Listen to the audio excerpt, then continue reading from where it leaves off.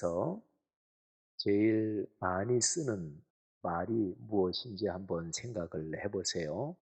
우리 또 중고등학생, 우리 청소년들도 내가 무슨 말을 제일 많이 쓰지? 제일 많이 쓰는 말 딱 하나만이 아니라 주로 내가 쓰는 말 중에서 어떤 분위기의 말이 좀 더 많은지 한번 생각을 해보십시오. 부정적인 말이 많으면 그 사람의 마음 상태가 그런 거겠죠. 굉장히 행복하고 즐거우면 입에서 나오는 말도 말하자면 긍정적이고 행복한 그런 표현이 더 많겠죠. 그래서 말은 그 사람의 마음 상태를 나타내는 것입니다. 또 거꾸로 하면 사람이 말을 함으로써 그 사람의 마음에 자기 말을 자기가 듣고 또 영향을 끼치게 됩니다. 사람은 살면서 말하는 게 참으로 중요하지요. 세상에서 가장 긍정적이고 그리고 최상으로 행복한 단어 하나만 들라 그러면은 무엇이라고 말할 수 있을까요? 그거는 아마도 사랑일 것입니다. 이렇게 저렇게 몇 가지 단어가 떠오를 수가 있어요. 희망이라는 단어도 참 소중한 단어고 또 좋은 단어지요. 내일이라는 단어도 또 그럴 것입니다. 그런데 그냥 하나만 딱 꼽으란다면 사랑이란 단어를 꼽을 수 있겠죠. 우리 기독교를 대표하는 성경 구절 딱 한 구절만 얘기하라. 그러면 그리스도인들이 그거는 외국에 있는 그리스도인이든 우리 한국에 있는 그리스도인이든 다 마찬가지예요. 요한복음 3장 16절입니다. 하나님이 세상을 이처럼 사랑하사 독생자를 주셨으니 이는 누구든지 그를 믿는 자마다 멸망하지 않고 영생을 얻게 하려 하심이라. 요한복음 3장 16절 사랑이잖아요. 기독교의 중심적인 메시지가 십자가 사건에 걸려 있거든요. 그러면 예수 그리스도의 십자가 사건, 그 의미는 무엇일까요? 십자가에서 인류의 죄를 대신해서 예수 그리스도께서 희생을 하셨으니까 희생이라는 의미가 그 안에 있겠죠. 그런데 희생을 하셔서 그래서 예수께서 또 하나님께서 예수님의 십자가를 통해서 표현하고 싶으신 것은 무엇이었을까요? 그는 바로 사랑이지요. 성경에서 가장 중요한 단어 하나만 꼽아라. 그런다면 사랑이라고 얘기할 수가 있지요. 구약 성경에서 제일 중요한 메시지는 사랑입니다. 신명기 6장 4절부터 9절에 경건한 유대인들이 오늘날도 아침 저녁으로 하나님 앞에 말씀드리고 또 암송하는 구절, 그게 이제 신명기 6장 4절부터 9절입니다. 그 구절을 쉐마 구절이라고 하죠. 그 쉐마 구절은 이렇게 시작합니다. 이스라엘아 들으라. 너희 하나님 여호와는 오직 한 분인 여호와이시니 오직 유일한 하나님이시니까 너는 마음과 뜻과 정성을 다해 그를 사랑하라. 신명기 6장 4절부터 9절 쉐마 구절은 딱 명령이 한 가지입니다. 하나님을 사랑하라. 그리고 사랑하는 구체적인 방법, 어떻게 사랑하느냐? 그거는 하나님의 말씀을 지켜 살아라 하는 것이지요. 그러니까 말씀이 삶이 되게 하는 게 하나님을 사랑하는 구체적인 방법입니다.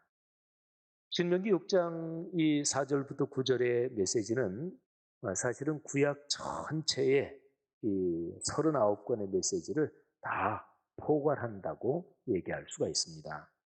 그런데 예수님은 혈통적으로는 유대인으로 태어나셨잖아요.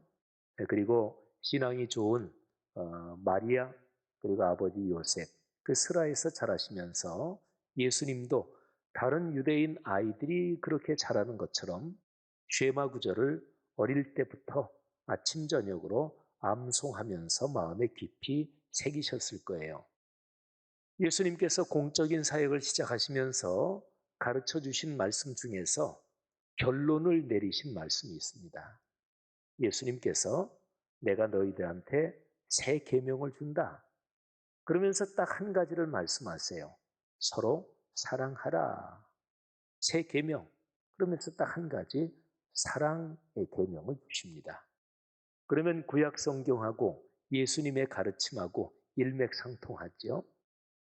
그런데 오늘 우리가 같이 읽은 요한복음 21장에서 예수님께서는 부활하신 부활의 몸을 가지고 제자들에게 나타나셨습니다. 베드로 포함해서 7명의 제자들이 갈릴리 바닷가에서 고기를 밤새도록 잡았습니다. 그런데 한 마리도 낚아올리지 못했습니다. 이 사람들은 본래 직업이 어부입니다. 갈릴리 바다에서 어부 생활을 하며 고기를 잡으며 인생을 걸어온 사람이거든요. 갈릴리 바다가 바다라고 하지만 호수죠. 그런데 그렇게 넓은 그렇지도 않습니다. 우리가 내년에 다시 이스라엘 성지순례 4월 초에 가죠. 성지순례 가보신 분들 알겠지만 갈릴리 호수, 갈릴리 바다는 이렇게 보면 그냥 시야에 다 들어옵니다. 저 건너편 갈릴리 바다의 이쪽에 동쪽 그 호변에서 보면 저쪽 서쪽에 티베리아스 그 도시에 밤이 되면 불빛이 이렇게 들어옵니다. 그러니까 베드로를 비롯한 이 제자들은 갈릴리 바다 여기저기 속속들이 다 알고 있었습니다. 그런데 한 마리도 밤새도록 애썼지만 한 마리도 잡지 못한 거예요. 이 제자들은 예수 그리스도를 따르다가 에이 주님을 따르는 게 이제 별 희망이 없구나 그래서 나 옛날 직업 물고기나 잡으러 간다. 그리고 이제 왔던 거거든요. 새벽녘 기도에서 이 사람들이 빈 배를 그리고 허전한 마음처럼 빈 배를 이제 해변가로 이렇게 몰고 오는데 해변에서 어떤 사람 하나가 큰 소리로 이렇게 얘기하는 겁니다. 어떻게 물고기 좀 잡았어?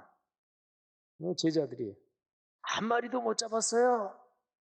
그랬더니 해변에 선 그 사람이 배 오른편에 그물 한 번 더 던져보시오. 그래서 제자들이 뭐 얘기하는 대로 그물을 던졌어요. 또 배에서 물을 이렇게 보는 거하고 해변에서 이렇게 볼 때 물고기들이 이렇게 뛰어노는 거나 그 조짐을 또 해변에 선 사람이 또 잘 볼 수도 있잖아요. 그래서 오른편에 그물을 던졌습니다. 그랬더니 그물이 찢어질 정도로 많이 잡혔습니다. 153마리나 됐습니다. 그래서 그 그물 가득 찬 그물을 끌고 오는데 그런데 보니까 해변에 서 계신 분이 바로 부활하신 예수님이셨습니다. 그래서 베드로가 워낙 성격이 급한 사람이었죠.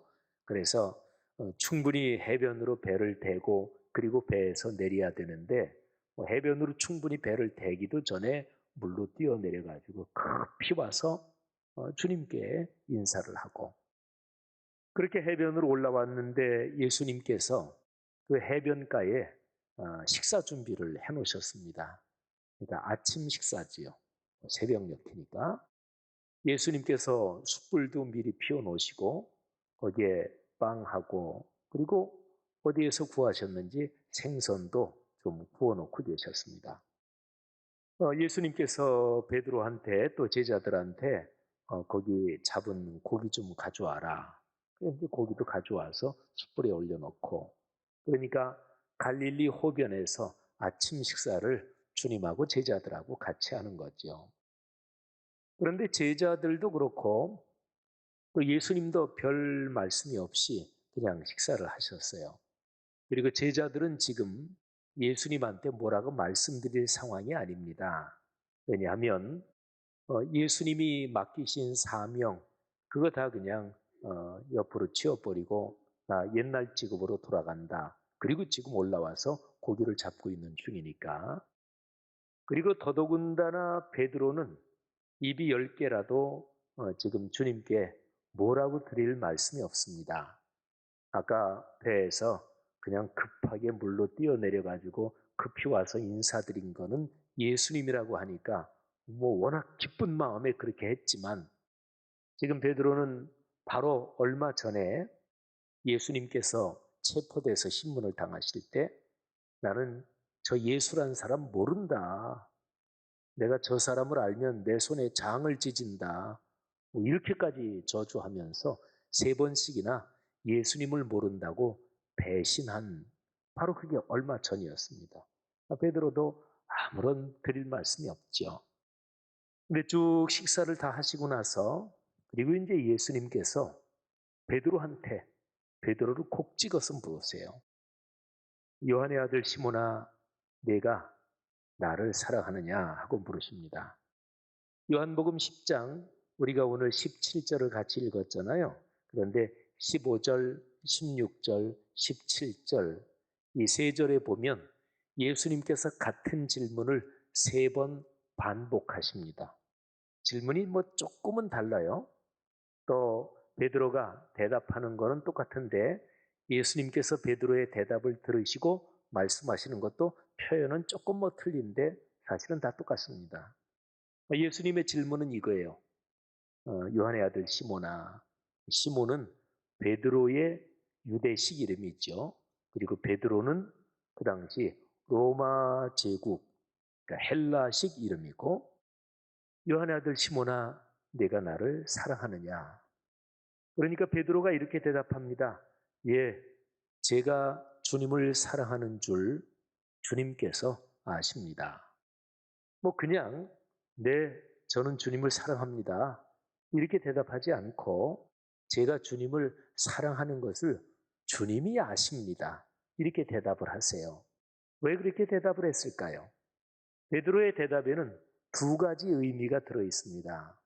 우선 첫 번째로 제 마음, 거짓이 아니고 진실한 마음으로 저 주님 사랑합니다.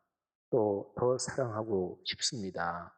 요거 하나 하고 2번째, 제가 바로 얼마 전에 주님을 모른다고 배반하고 아주 파렴치하게 그렇게 말했던 것, 그 주님이 너무나 잘 아시지 않습니까? 제가 주님을 사랑하고 싶은 마음, 사랑하는 마음도 진심인데, 그런데 제가 참 약합니다. 또 제가 위험할 때 주님을 뭐 사랑은커녕 알지도 못한다고 그렇게 배신하고 제가 그렇게 연약하고 못난 존재입니다. 여기 포함되어 있는 거예요. 2가지가 다 포함된 대답이죠. 제가 주님을 사랑합니다. 그런데 제 현실 상황을 주님께서 잘 아십니다. 예수님께서 한 번만 물어보셨으면 괜찮았을 텐데 또 한 번 물어보시고 그건 똑같아요. 또 3번째까지 물어보셔요. 베드로가 마음이 굉장히 말하자면 불편했고 예수님이 단단히 화가 나셨구나. 단단히 섭섭하셨나 보다. 이렇게 생각도 들었겠죠. 근데 주님은 너 3번이나 나를 모른다고 부인했지?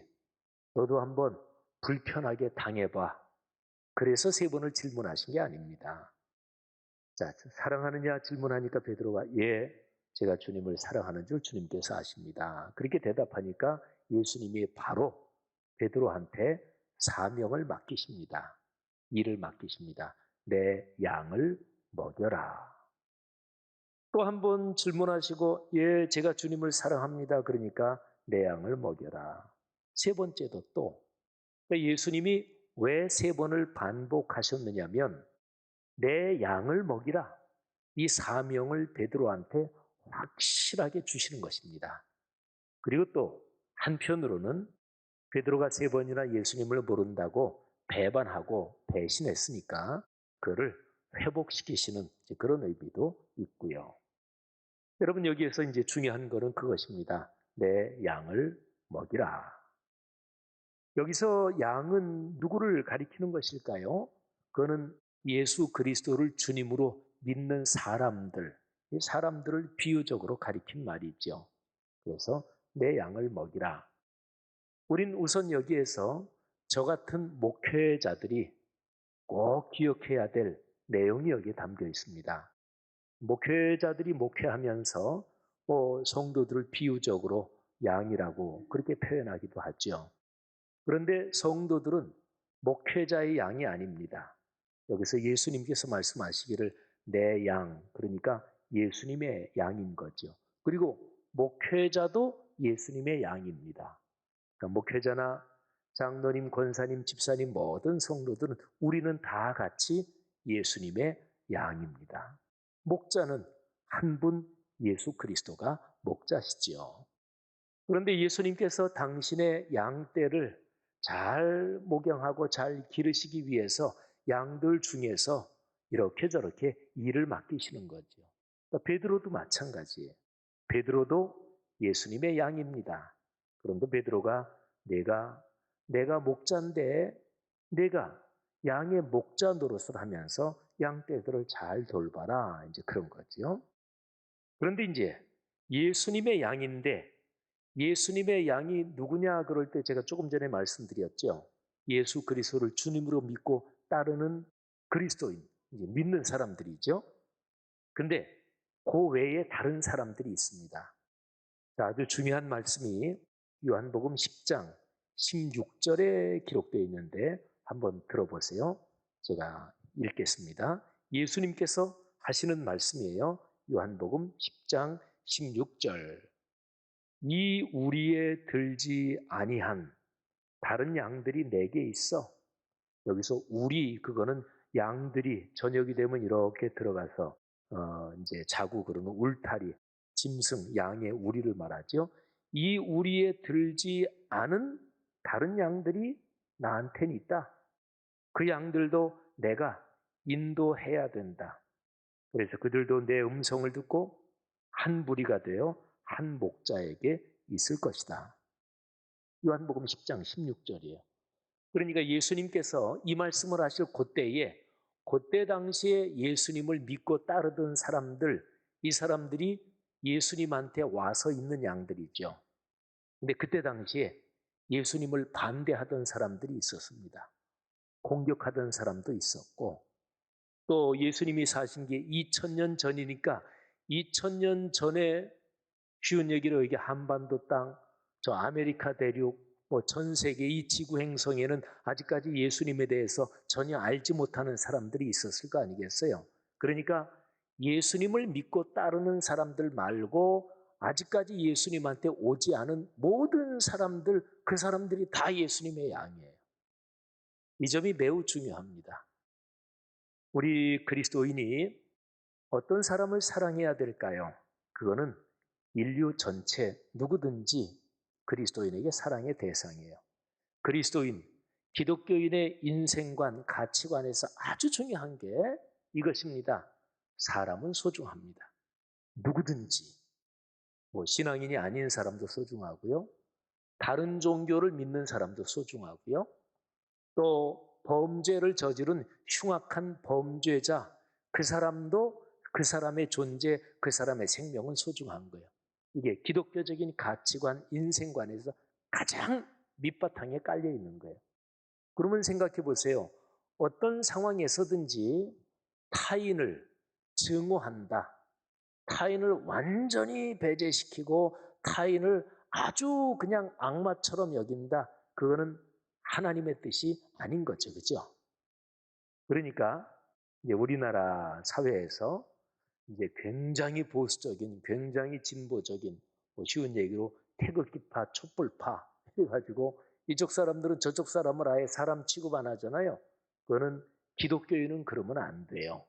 그러니까 기독교인은 정치인들 중에서 국민들을 양쪽으로 편을 자꾸 가르면서 자기 정치하려고 하는 사람들을 그리스도인은 지지하면 안 됩니다. 이쪽이든 저쪽이든. 그거는 예수 그리스도께서 가르치시는 가장 기본적인 가치관, 인생관, 거기에 반대되는 거기 때문에 그렇습니다. 여러분, 우리는 누구를 만나든지 그 사람을 소중하게 여겨야 합니다. 이유는 딱 한 가지예요. 우리 신앙적으로 보면 그 사람이 예수님의 양이기 때문에 그렇습니다. 안 믿는 사람 누구를 만날 때, 저분이 예수님의 양인데 예수님의 양을 우리가 미워하고 공격하고 못살게 굴고 그러면 되겠어요? 그러면 안 되죠. 왕따 시키는 거, 이거는 가장 못된 기독교적인 가치관에 정면으로 충돌하는 일이에요. 어떤 학생을 또는 어떤 사람을 이렇게 따돌린다. 그러면 예수님의 양을 따돌리는 거잖아요. 사랑하는 여러분, 아이들이랑 이제 이런저런 인사할 때 또는 자녀들 어디 멀리 떨어져 살 때 영상 통화하든지 뭐 하든지 그럴 때 제일 마지막에 어떻게 전화를 끝내시나요? 보통 이제 사랑해 우리 아들, 사랑해 우리 딸 그러지 않나요? 예. 근데 그건 가정마다 문화가 좀 다른 것 같아요. 제가 이제 아이가 셋인데 다 결혼해서 며느리가 둘이고 사위가 하나인데 집안 분위기가 다 다르잖아요. 근데 저희는 저희 아들들 딸 하나하고 아이들이 외국 나가 있고 그러니까 이렇게 통화할 때 맨 마지막은 사랑해 우리 아들 우리 딸 그러거든요. 제 아내가 이제 그런 걸 잘합니다. 저도 잘하고요. 그런데 이 며느리 둘하고 이 사위가 그 집안 분위기가 우리 집안 분위기하고 똑같지 않잖아요. 그래서 이제 우리 가족이 되고 난 다음에 이제 영상 통화하면서 시어머니가 또는 장모가 그렇게 사랑해 그러면 어떤 아이는 굉장히 그냥 어색해가지고 그 집안에서는 그렇게 인사를 안 하나 봐요. 그런데 이제 많이 익숙해져서 그냥 의뢰 통화 끝날 때면 사랑해 그러면 작은 하트도 하고 머리도 이렇게 하고 하여튼 이제 잘합니다. 사랑하신 여러분, 만일에 어떤 사람하고 맨 마지막 인사를 한다. 그런데 진짜 이번 인사하면 더 못 볼 수도 있다. 마지막이다. 그렇게 상황을 가정해 놓고 또는 여기 연세가 많이 드신 분도 계시고 또 6학년도 있고 5학년도 있고 또 우리 여기는 10대도 있고 그러지만 만일에 내가 세상을 떠날 때 맨 마지막으로 내 가장 가까운 사람들, 자녀들, 가족들 또는 내 친구 또는 내가 사랑하는 사람에게 마지막 인사를 남긴다면 그 마지막 인사가 어떤 것이 되겠습니까? 아마 누구를 막론하고 사랑해 아마 이 인사일 것입니다. 그렇습니다. 기독교적으로도 그렇고 또 기독교 신앙이 아니더라도 우리 사람이 다른 사람에게 건넬 수 있는 가장 최상의 가장 아름답고 소중한 인사는 사랑합니다. 사랑해 이것일 것입니다. 오늘 여기 예수님께서 베드로한테 딱 한 가지만 물으셨잖아요. 하나님은 그러셔요. 우리의 능력을 묻지 않으시고 또 우리의 계획을 묻지 않으시고 사실은 근본적으로 하나를 딱 물으십니다. 너 나를 사랑하니? 여러분 우리 모두가 주님께 주님 저 주님 사랑합니다. 이렇게 늘 고백할 수 있기를 바랍니다. 그리고 베드로처럼 우리도 주님을 사랑하긴 하지만 충분히 그렇게 살고 실천하지는 못하는 면이 많잖아요. 근데 지금 내 진심 그냥 주님 사랑하고 있고 더 사랑하길 원합니다. 그거면 족합니다. 여러분과 저의 삶에 주님을 사랑한다는 고백이 늘 이어지기를 바라고 또 주님께서 우리를 사랑하셔서 축복하시는 그 복이 늘 넘치기를 주님의 이름으로 축복합니다.